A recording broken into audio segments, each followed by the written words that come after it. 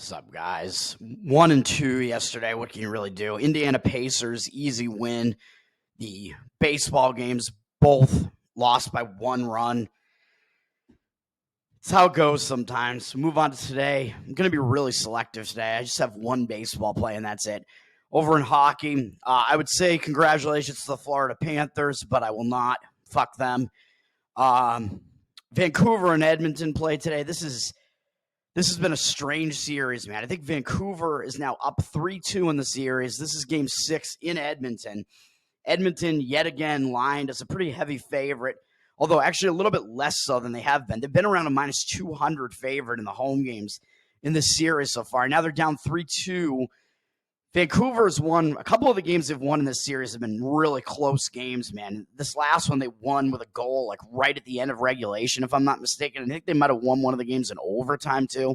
I would have to go look, but a couple of these games have been close, man. Odds makers continue to tell you that Edmonton, however, is actually the better team, and fairly significantly so, as Edmonton has been around like a minus 140 road favorite in the road games in the series. Or maybe even higher than that in some of them. And they've been around minus 200 at home. In this game, they're at home. They're down from minus 200 to minus 183, 72% of the tickets on them, 75% of the cash. So it looks like they have more of the cash than the tickets, even though the line has moved down on them a little bit. They're lined pretty heavily, but if you compare it to those other games at home this series, the line isn't really that heavy necessarily. They're facing elimination here, so you got to expect like an all-out effort from Edmonton here, you would have to think, and them being the better team and at home. I do expect them to win this game, but is it too much of a price to lay? I'm not even so sure. Like, maybe it makes sense to lay the price with Edmonton because you do just need them to win the game, although it's somewhat heavy just because they are a favorite, but I think deservedly so. But that would be the way that I would lean in that one. Maybe it gets to a point where you might play the puck line in it, but it seems a little bit more dangerous because Edmonton can't really stop anybody defensively, but they can score a lot. So if you want to lay like a puck line on anybody, maybe it makes sense to do it with Edmonton as a favorite because they have the ability to outscore pretty much anybody in the league. All right, NBA, there's only one game. I thought we were going to get T-Wolves Nuggets today, but that's not the case. That game is tomorrow. And after the T-Wolves completely annihilated the Nuggets in Game 6, I was like, oh, well, automatically you got to take the Nuggets, right, in Game 7 after just getting blown out, huge blowout loss. You got to expect them to be the team to readjust, right? I mean, I'll talk about it more tomorrow. We'll see how the market shifts on that. But it looks like the early market indicators on that have the Nuggets as public and are against the Nuggets, which is crazy because they just got handled by like 40-something points, I think. We'll see what happens. We'll see how that market shapes up tomorrow. Nuggets are also laying 5 points, which is a little bit high. I think the highest they were at home was 4.5. So interesting. I'll talk about that more tomorrow. I don't have a play in tonight's NBA game, which is Thunder Mavericks. Mavericks won at OKC, I believe, in Game 5 to take a 3-2 lead. So this is kind of it now, man, for the Mavericks. Like, they do not want to have this go to Game 7 on the road. This game is sitting at Mavs down from -4 to -3.5. I think it's close to what they have been in the other games at home. I think they were between 2.5 and 3.5 at home in the other two games. So this is a little bit on the high side, but maybe odds makers expecting like the Mavs have to come to play here because they really need to win this game. They do not want this Game 7 to happen on the road. 61% of the tickets are on the Mavs. So they continue to be a bit of the public side with maybe more of the star power there, even though Oklahoma City does have SGA. It seems like Luka just takes a lot of that public action, man, and maybe Kyrie as well. So even though the Mavs are down, though, from -4 to -3.5, you got 61% of the tickets on them, but 78% of the cash. So they actually seem to have more of the cash than the tickets on them. And I kind of tend to agree with that side just because this is it from the Mavs, like home game. When you have home teams like this, when they're up 3-2, tend to be a pretty decent play against the spread. And I know that overall, I think even if you include the Minnesota game the other night, teams that are up 3-2, or even if you include the Knicks last night, I think teams that are up 3-2 were 20-9 in the last 29 straight up, at least. And now they're 20-11. But of course, the T-Wolves and Indiana were both home favorites. the Thunder are certainly not a home favorite in this one. The Mavs are. So maybe these home favorites seem to do pretty well in these game sixes. So I do lean to Dallas here, but Luka, his health has to be in question, man, as it has been. I mean, he's playing with like a right knee injury, whatever it is, a sprain or something. He's just gutting through it. He injured his left ankle earlier in the series as well. He seems hobbled. It seems like his ability to shoot is definitely affected by it, yet he still did have a triple-double last game. And he's had some clunker games in the series, at least from like grading on the Luka curve. He's had some pretty bad games in the series. The previous game was not one of them. So you probably don't want to be taking overs and Luka props in this one. Although, yet again, you don't want to be playing unders against Luka either, because he could just do that in any given game, really. He is the star of this team. And Washington has stepped up nicely for the Mavs to kind of cover for the injury factor there. So the Mavs have not just been a two-man team, really, in the series with Luka and Kyrie. Washington has stepped up nicely. Anyway, I do lean to the Mavs. The market indicators do seem to be on them as far as the cash discrepancy is concerned, and I think they've been the better team overall in the series. They're the team that has more experience in closeout games, elimination games. We'll see, but then again, it's elimination for the Thunder, and they are getting points, but I think that the other factors weigh a little bit heavier here, more heavily, I should say. Total in this one. I forgot to talk about the total in last night's Knicks-Pacers game, although I probably wouldn't have had much to say on it. These late series games, it's either really you want to play the under or pass in most of these games, really. Thunder down, the total is down from 211.5 to 209.5. So we've seen some action come in on the under, and this one driving it down. The public is on the over because they tend to that tends to be their default position. They want points scored. They tend to play the over, especially in a game with two good teams that have stars on them. 76% of the tickets on the over, only 56% of the cash on the over. It looks like some of the bigger bets have driven this total down, but you're missing like 2 points on the line now. And I'm not sure where the total was in some of these other games in this series. At this point, the total, I would still probably only play the under in this one because you're probably going to get defensive intensity when it comes to an elimination game like this and both teams really wanting and needing this win. But I kind of don't want to do it with the line down 2 more points here. So that's the way I look at that game. And then my only play today, I'm going to keep this fast, really. I won't even bother, really. I looked at the MLB card today, and it was just, I looked at it, and mostly I just couldn't see anything I really wanted, except I'm going to go back to the well here and play the Minnesota Twins, man. I think this is a good spot to play the Minnesota Twins in a little bit of a bounce back scenario here, and I think they have the better of the pitching matchup and the more rested bullpen and the better bullpen. So I think you're getting basically everything that you want in this matchup here, and the line is not very high on them.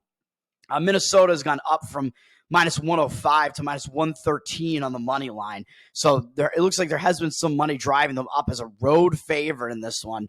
You can get them at best at, I think, minus 112 right now, which I think that's fine. Like somewhere in that vicinity should be good. Playing them essentially almost at like a pick-em type of price. You do have 57% of the tickets in this one on the home underdog Cleveland team, but 86% of the cash on Cleveland. I'm not sure if that's accurate, though, since we've seen the line move up on Minnesota as well. And if it is accurate, I don't agree with it. And I think I'm kind of surprised the public isn't a little bit more on Cleveland than they are. More on, because Cleveland is ahead of Minnesota by 3.5 games. They're leading the AL Central, which I think is just going to maybe give Minnesota a little bit more motivation here and maybe have Cleveland getting a little bit complacent, really. Cleveland, I think, maybe overperforming a little bit to start the season, really. I don't know if they're as good as their record would indicate. The AL Central, kind of like last year, I think could be considered to be maybe like almost wide open, except for the fact that the White Sox don't have a chance. But last year, I think it was kind of similar, where the AL Central, no team could really totally run away with it. It just wasn't a great division, really. The Twins, I believe, won it last year. Twins certainly still in the mix, and maybe the Twins are being a bit undervalued here, especially given this pitching matchup. I think they actually are. But the public is going to tend to come in, I think, even though it looks like only 57% of them are coming in on this and think, oh, Cleveland has the better record. They just beat the Twins last night, and they're at home, and they're an underdog. Well, we got to take that, right? Like that has to be value. Like that's where the public, like the average bettor who doesn't really know much else would think, oh, we're getting value here. Although they do probably still look at the starting pitching matchup as well, though. So maybe they won't quite think that about Cleveland, because I think the pitching matchup maybe is fairly clear that the Twins have the advantage here. Although I'm still coming in on on the Twins here, but I don't know. Looking at yesterday's game, Cleveland won 3-2, but Cleveland used more of their bullpen yesterday, man, to basically save the game. The Twins actually, I think, blew the save at some point in the game. Did they? No, I think it was tied. The game was tied into the bottom of the eighth, and then Cleveland was able to win in the eighth inning. But either way, it was a decent starting pitching matchup. Both starting pitchers did okay, or both offenses basically didn't do well in the game, I would say.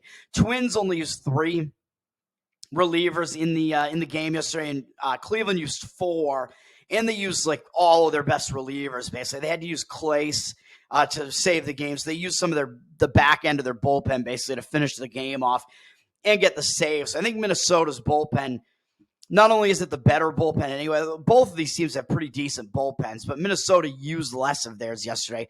They really only used theirs for like 30 pitches yesterday. Cleveland used theirs for about 40 to 50, but Cleveland used 1 extra pitcher and used like all of their best relievers yesterday, whereas the Twins didn't use their bullpen as much, didn't tax their pen as much. So I think Cleveland has Minnesota, I think, has a slight edge there, and I think they actually have the slightly better bullpen anyway out of the two. Slightly. So I think we get a little bit of an edge on Minnesota there. Minnesota probably looking to bounce back after losing that first game to Cleveland. Cleveland maybe gets a little bit complacent, like I said, after now being up 3.5 games on Minnesota in the standings, although Kansas City is actually between them in the standings right now. Kansas City off to a decent start this season. Minnesota, I mean, there was a little bit of frustration yesterday. There was some weird call that kind of factored into the game a little bit, where there was a ground out from Cleveland that was reversed because they said Correa for Minnesota, Carlos Correa. I think he's on Minnesota now, right? He's their shortstop, former Astro. He lined up I guess he lined up where he said he usually does, but for some reason the umpires called an illegal shift on him, or illegal alignment, or I guess it was an illegal shift. They said he was lined up illegally, and they called that after the ground out happened. It didn't really make much sense, I don't think, and it's something you never see called. It's been maybe a decade since you've seen that ever called. Really didn't make much sense. I don't know what's going on. Like, are these umpires trying to help Cleveland? I really don't know. Hopefully not, because I'm going against them today. But that was just weird. I don't think that's going to factor in tonight's game, but it was just kind of an oddity in yesterday's game that kind of came up. But I think you will see some motivation out of Minnesota here, and maybe Cleveland getting a little complacent. But then where I think we get most of the rest of the edge here is the starting pitching matchup. Minnesota's got Bailey Ober pitching. You know I like him. I've been on him a couple of times. I mean, over the last few seasons, I've been kind of riding Minnesota behind Ober. I mean, since he's come into the league, he's been good for pretty much the whole time, man. He's a 28-year-old now. He came into the league in 2021. He's been a starter the whole time with Minnesota.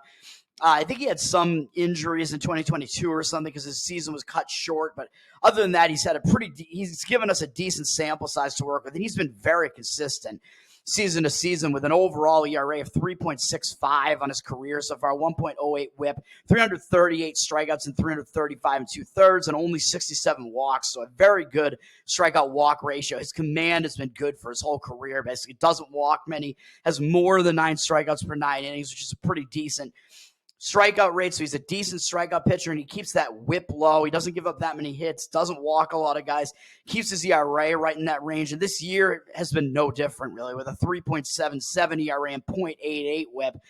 Basically, stats that are right in line, consistent with what he's done over the entire season. He's been pitching really well in the month of May with 20 strikeouts and 1 walk.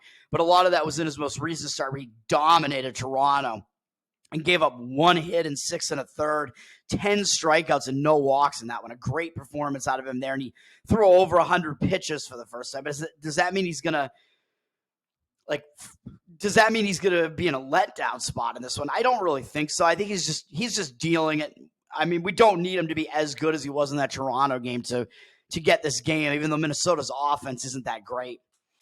So Cleveland does have the better offense. That's the one thing that would give you a little bit of hesitation, but I don't think their offense is like terrific, really. Minnesota's has their moments as well. They're not horrible offensively either. But Ober, I don't think he's going to be in line for a letdown here. I mean, this is a big divisional game. I think he'll still be focused. He's just pitched well all season, man. If you throw out his first start where he got completely rocked by Kansas City, he's been very, very dominant otherwise. Besides that start, he's only allowed more than 2 earned runs in one start, which was oddly against the White Sox in his first start in the month of May. Don't know what that was about, but other than that, he's been really good. He hasn't faced many like really good offenses yet, but Cleveland is kind of a mediocre offense as well.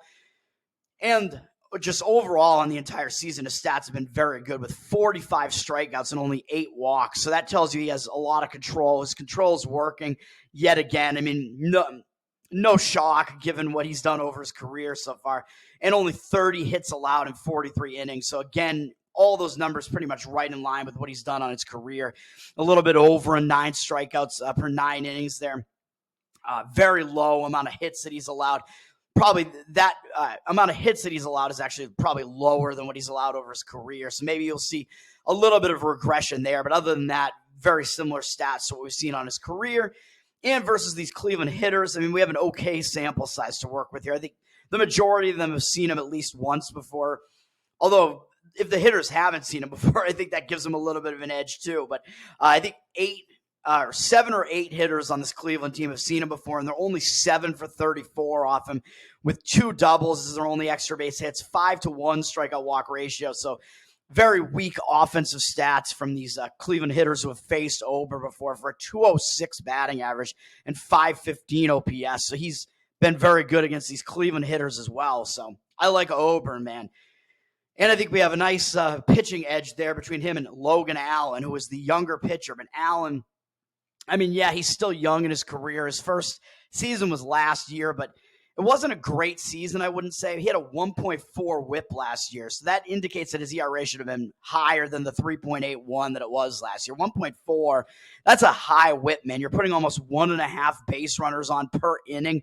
That's pretty bad. Like, I don't know how he got away with only having a 3.81 ERA last year, given that he also doesn't strike out that many guys. He had 119 strikeouts and 48 walks last year. So that amount of walks isn't really that low either, and that strikeout number isn't high at all, really. So, I mean, it's just I would say a below average strikeout number as well. And we've seen more of the same from him this season, although he does have a 4-2 record. He's had some offense behind him. He's got a 5.56 ERA. So again, the public might come in and realize, oh, Allen's ERA is worse than Ober's. So maybe they will come in on Cleveland less because of that. And maybe that is what we see in the market there. Cleveland's not heavily public here, but I do think that it's like accurate to say that Ober is definitely the better pitcher here, even if Allen's stats this season are a bit worse than what you would expect out of him. I don't know what you expect out of him, really, because he only has 1 full season so far. But I guess you expect his ERA and whip to go down a bit because they are just really, really bad so far this year. The 5.56 ERA and 1.5 whip. But, I mean, if you factor that, I mean, I told you what his numbers were last season. So, I mean, the whip isn't that much higher than it was last season. So, I don't know, man. He does put too many guys on base. This season, he's got 53 hits allowed and 15 walks in those 45 and a third innings and only 36 strikeouts. So, a fairly low strikeout rate. Pretty high walk numbers and high hits allowed as well. And he's allowed 9 home runs. So, I think there's nothing to really love about his stats here, really, man. And he's been knocked out of some games early. He's only gone 6 innings or more twice. So that means that it's probably likely, I think you would expect Cleveland to be more likely to have to go into their bullpen earlier as well in this game. And they've been the team that's used 1 more reliever in the last day as well. So that's not great for Cleveland either. Allen, I mean, he has faced some pretty tough offenses, but he's faced a mix of good and bad offenses. And his stats have just been kind of consistently mediocre throughout all these starts. He only has a 10-4 strikeout walk ratio, 10-4, good buddy, in the month of May. He's coming off his best start probably, where he had a 6-inning shutout, but it was against a weak White Sox lineup. And even in that one, he went 6 innings, gave up 6 hits, but he only had 3 strikeouts, so he still wasn't like blowing them away. He did only walk one guy. Good start, and it was coming off his worst start where he got rocked by a Detroit offense that isn't really that good. So I don't trust Allen, of course. I trust Bailey Ober a lot more. He's been the more consistent pitcher. He has more experience and is still a young guy, not that much older than Allen is. And he just has, if you look at their numbers, I mean, Ober's numbers are just better in every aspect, really. And then looking at Allen against Minnesota's hitters, their hitters aren't really that good, but Minnesota's entire lineup has basically seen him before. It's a small-ish sample size that we're looking at, but Minnesota is 7 for 25 off him, 2 doubles, a home run. He only has 2 strikeouts against them and also 2 walks. It amounts to a 280 opponent batting average from Minnesota's hitters, even though, like I said, their lineup isn't really that great. They hit 280 off of Logan Allen in those 25 at-bats, and it's an 813 OPS. So his stats against these Minnesota hitters, not great. They've been able to hit him. So Ober's stats against Cleveland's offense are significantly better than Allen's are against the Twins offense, and just overall, Ober, like I said, has the better stats. He is the better pitcher. I think that's pretty definitive. You're getting a bit of a short price on the Minnesota Twins here, so that's my only play here today, man. Let's bounce back from yesterday. My baseball has been rolling pretty well this season so far, so let's keep it going. Minnesota Twins, -112, the only play today. I think we do have a pitching mismatch here. Let's get it. Peace.